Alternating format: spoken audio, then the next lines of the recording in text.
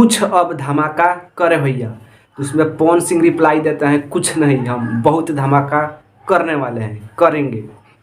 बात ऐसा है कि आप सबको पता होगा कि T series company Bhushan Kumar ji से पायल देव, आदित्य देव, पवन सिंह मिले हुए थे, जो कि बहुत बवाल प्रोजेक्ट आने वाला है, कमिंग सून है। तो जो कि पवन सिंह पोस्ट किए हुए थे, हो गया 1-2 दिन, उसी पोस्ट पे पायल देव कमेंट की थी कि पवन भैया अब कुछ धमाका करेंगे, अब कुछ धमाका करते हैं, करेंगे। उसी पे पवन सिंह रिप्लाई देते हैं कुछ नहीं, बहुत अब धमाका करेंगे। यार, एक भोजपुरी सुपरस्टार को, एक बॉलीवुड इतनी बड़ी सुपरस्टार है पायल देव, जो कि बहुत बड़ी सुपरस्टार है, फिर भी वो पवन सिंह के पोस्ट पे कमेंट करती है। भोजपुरी इंडस्ट्री के लिए बहुत बड़ी बात है, गर्व की बात है।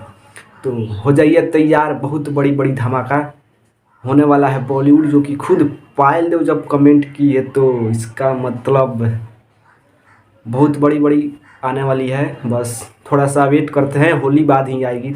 ये चैनल की सब्सक्राइब करीजा और ज़्यादा से ज़्यादा शेयर करीजा।